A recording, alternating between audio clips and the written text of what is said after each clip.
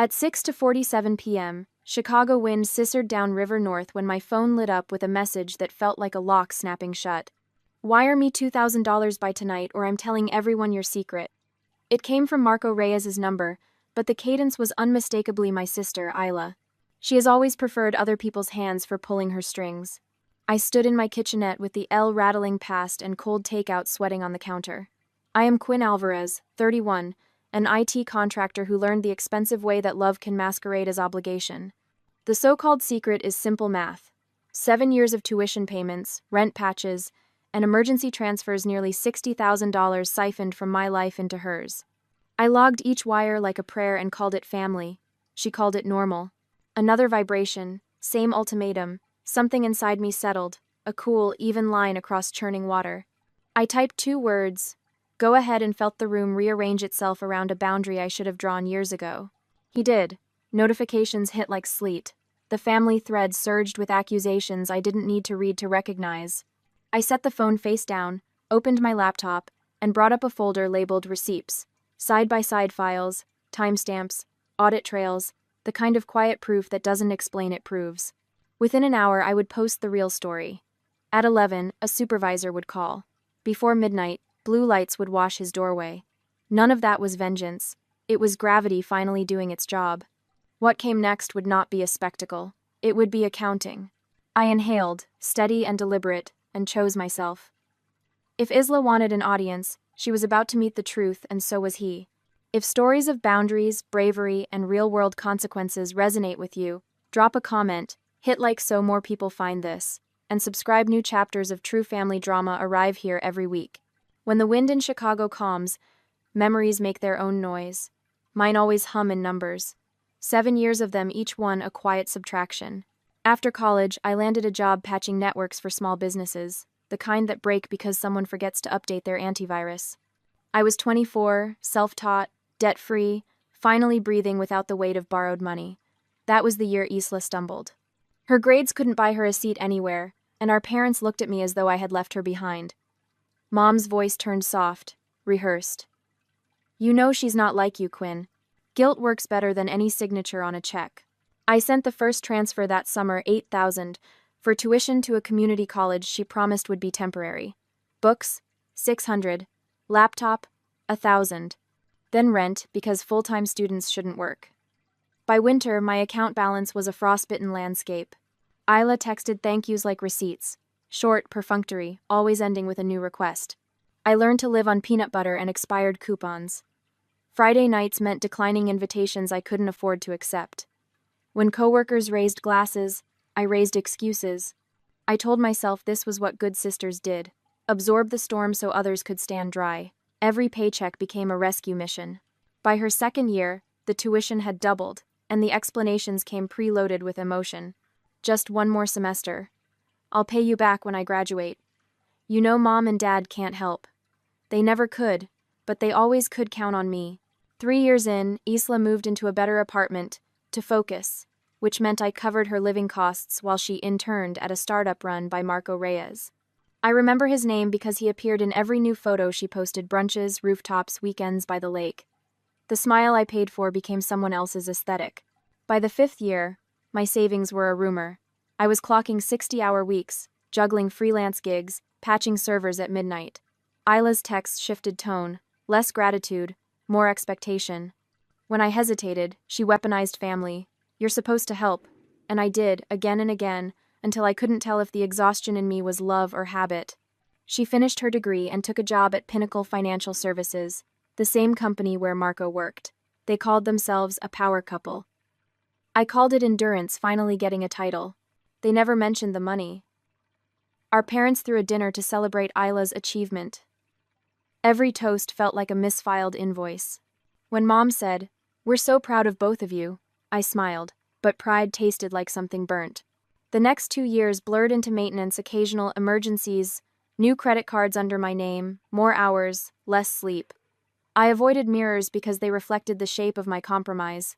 Somewhere in that exhaustion, affection eroded into arithmetic. I kept track of every transaction, not to claim it back, but to remind myself I wasn't imagining the drain. When Isla bought a car, she said Marco co-signed the loan. I stared at the photo, her hand on the steering wheel, manicured nails I must have indirectly financed, and realized she no longer remembered what debt meant. I told myself it didn't matter anymore. She had a career now. Maybe the imbalance would finally even out. But imbalance never corrects itself. It calcifies. Months passed before I saw her again. She invited me to her new condo, a high-rise wrapped in glass and self-congratulation. Marco opened the door, friendly in that polished way that hides arrogance behind courtesy. Inside, the place glowed with curated perfection framed certificates, city view, no trace of gratitude. When Isla asked me to fix their Wi-Fi, I said yes, out of habit more than kindness. While the router rebooted, her laptop blinked awake, an email notification sliding across the corner. Expense discrepancy, Q3 report requires review. It was dated 2 days earlier. Numbers. Always numbers. I remember standing there, half in light from the city, half in the shadow of her success, wondering how much of it I had built for her, and what it had cost me to do so. Curiosity has a scent, it smells like burnt coffee and fear. For 2 days after that visit, I couldn't stop thinking about the subject line of that email. Expense discrepancy. The phrase clung to me like static. Isla's life had become too polished, too effortless to be funded by an entry-level salary. I told myself to let it go, but letting go has never been my specialty. One night, the insomnia felt sharper than usual. I opened my laptop, the glow cutting through the dark like a scalpel. A thought rose, uninvited, but precise. You still remember her password? I did. She'd used it for years, her birthday backwards, an irony as careless as her gratitude. I told myself it was just to ease suspicion, to see if that email even existed. A quick peek, nothing more. The login worked on the first try. Her cloud storage unfolded like a confession. Folders named work, trips, receipts. I clicked receipts. The first file showed a hotel invoice from a trip to San Francisco. $450 per night. 3 nights. Total $1,350. Another file, same dates, same hotel, $275 per night. She had duplicated and altered it. Side by side, the lie was mathematical. My pulse synced with the cursor blinking in disbelief. I opened more. Dinner at Le Jardin. $145 claimed, $78 real. Flight. $485 claimed, $310 real. The pattern was surgical, every number inflated, every receipt retouched. I scrolled until nausea replaced anger. Marco's name surfaced in forwarded messages, his initials at the bottom of falsified PDFs. They weren't bending rules. They were breaking systems. Over 12 months, it added up to roughly $40,000. $40,000 stolen under the same corporate banner that had hired her because of a resume I helped build. I saved everything original and altered each file, renamed with timestamps, metadata intact. I wasn't sure what to do with it, only that I couldn't unknow it. I placed them in a folder named Proof. Later, I changed the name to Receipts. Truth always hides better under something ordinary. When dawn came, I stared out the window at the Chicago skyline, a mosaic of cold glass and consequences.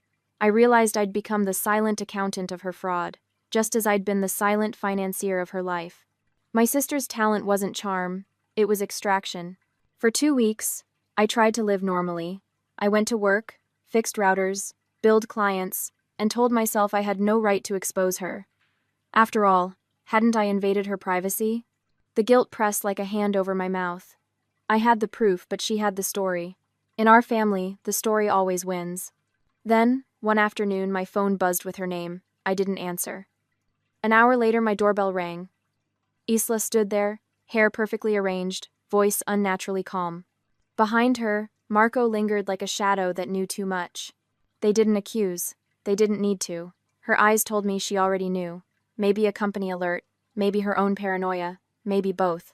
I froze, remembering the notification that had popped up on her laptop that day. It must have logged my access. She smiled the way people do when they're about to rewrite a narrative. I didn't move. She didn't have to say anything. The silence was contractual. That night, a message arrived. You've crossed a line. Stay quiet. No threats, no details, just punctuation shaped like warning. I deleted it, then undeleted it, then saved a screenshot. I started locking my phone, my laptop, even my thoughts. Yet the more I tried to bury what I knew, the more it glowed behind my eyelids. She had turned theft into lifestyle, and now she wanted me complicit again.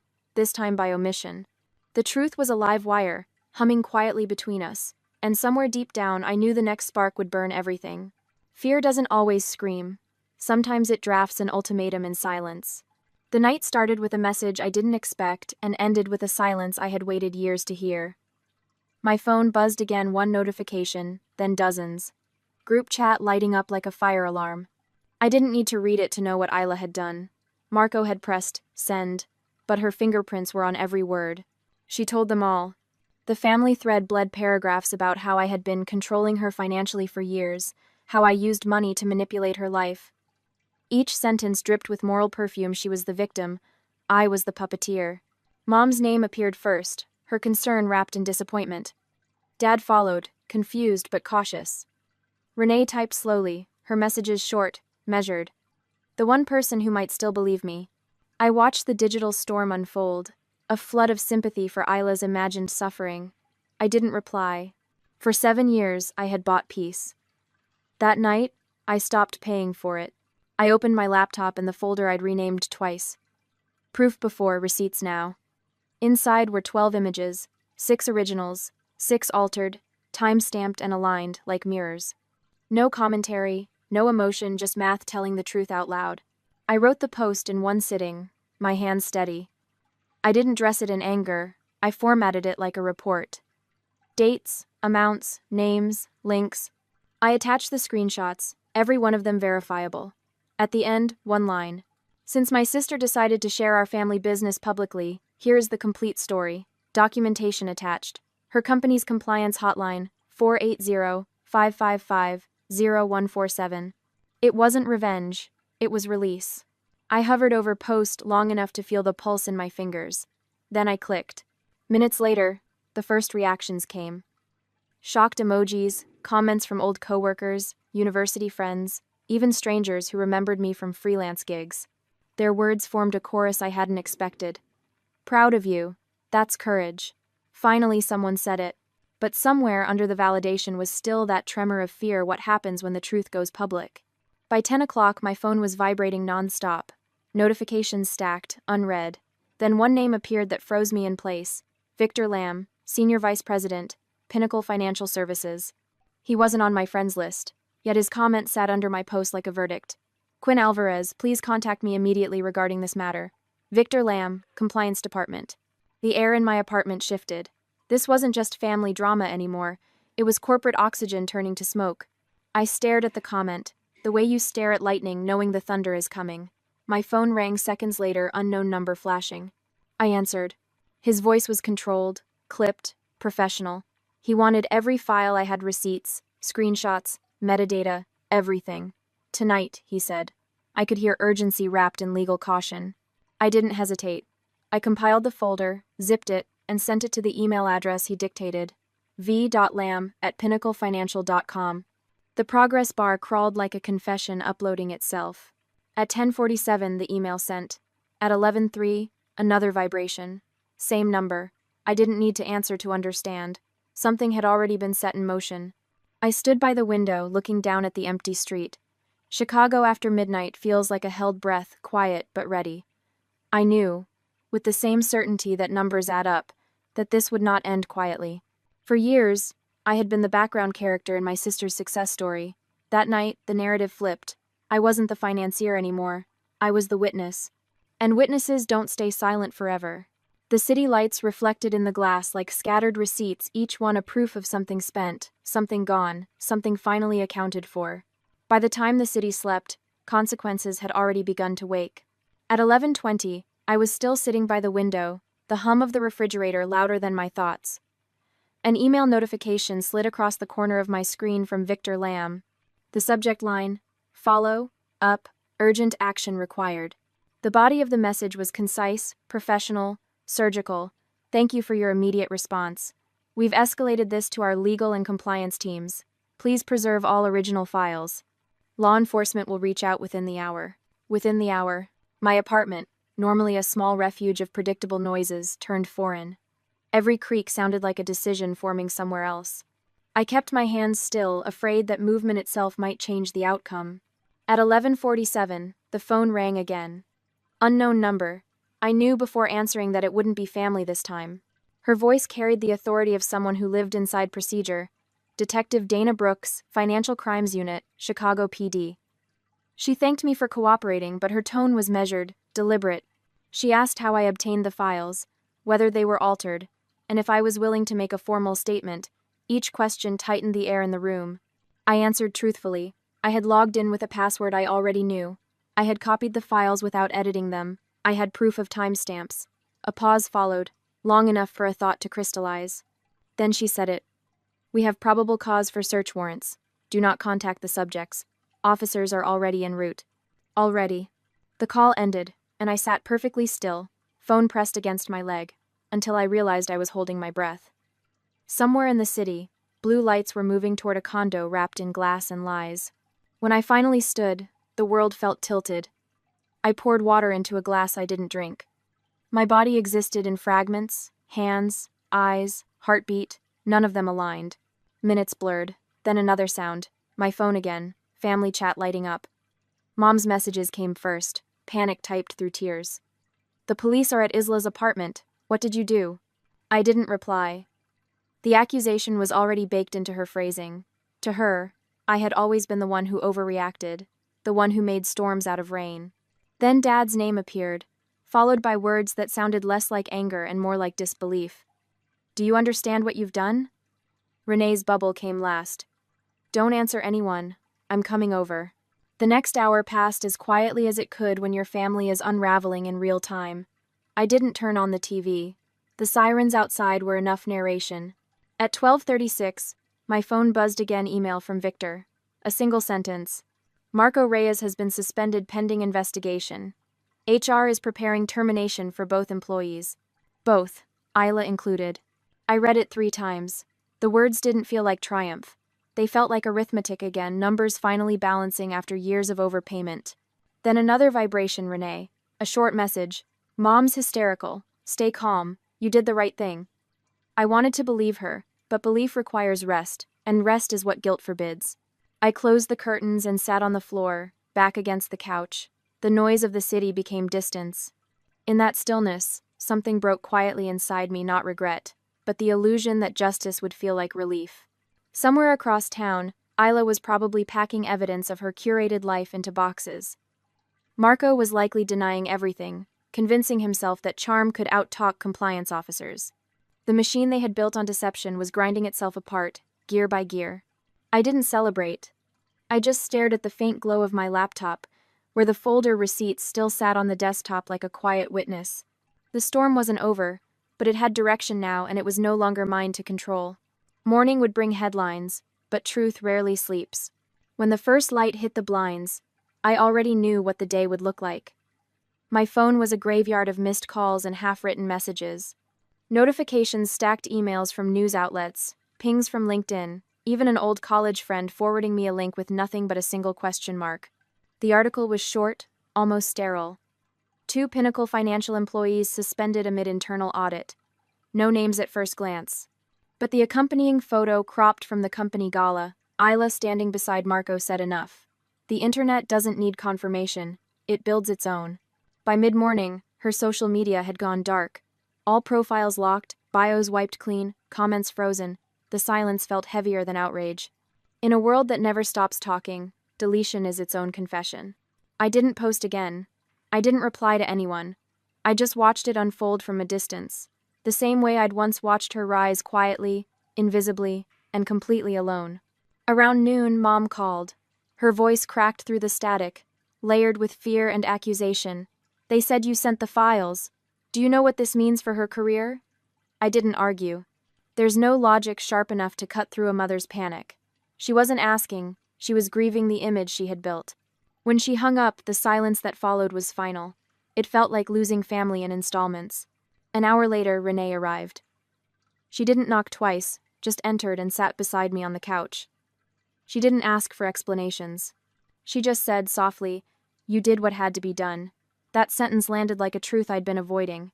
Through the window, the city carried on delivery trucks, commuters, people living small, ordinary lives. Somewhere out there, Isla was experiencing the opposite of ordinary, a collapse broadcast in real time. By late afternoon, the internet had found her name. Someone leaked screenshots from the company memo. Her photo appeared again, this time beside the word fraud. The comments section became an open trial. Coworkers defending her, strangers dissecting her smile, a former classmate speculating that she always seemed too perfect. Justice doesn't feel like victory when it wears someone else's face. Around 6, another email came from Victor Lamb. Both employees have been terminated effective immediately. Legal department has handed the case to federal investigators. Thank you for your cooperation. Termination. Investigation. The words felt like punctuation marks on a story I didn't plan to write. That evening, the news stations picked it up. Local anchors reading statements, financial analysts speculating on the company's internal oversight issues.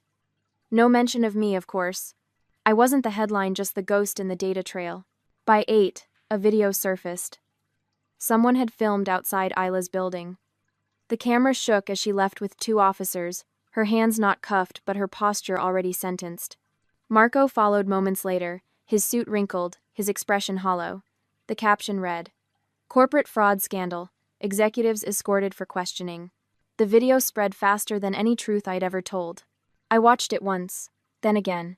The second time, I muted the sound. Without noise, it looked almost cinematic, a slow fall from glass towers to concrete reality. I didn't feel triumph, just an unfamiliar kind of quiet, the kind that follows when something heavy finally hits the ground. Renee stayed until the streetlights came on. She made tea, though neither of us drank it. Before leaving, she turned to me and said, "You can't fix what people break in themselves." After she left, I stood at the window again. The city looked the same, indifferent and infinite. My reflection hovered against the glass, older somehow, not from years, but from the weight of consequence. I closed the curtains and powered off my phone. Somewhere, another notification blinked unanswered. But for the first time in years, I didn't feel responsible for someone else's noise. The world forgets quickly, but guilt keeps perfect time. Weeks passed with the precision of a clock that had finally been reset. My life shrank into quiet rituals: work, groceries, sleep. No more calls, no more explanations. Silence became the luxury I didn't know I had been paying for all those years. Every few days, headlines shifted to newer scandals. The world found new names to discuss, new villains to dissect. Isla's story faded from the trending lists, replaced by the next outrage. But in our family, time didn't heal. It only rearranged the blame. Mom never spoke to me again. Her silence was deliberate, polished like armor. In her eyes, Isla had simply made a mistake, and I had turned it into exile. Dad tried once, sending a message that began with, "I hope you're doing well," but ended with nothing that mattered. Renee remained the only bridge between us, though even she tread carefully. She would drop by sometimes, bringing takeout, talking about her students, filling the air so I didn't have to. She never mentioned Isla, and I never asked. That was our silent contract.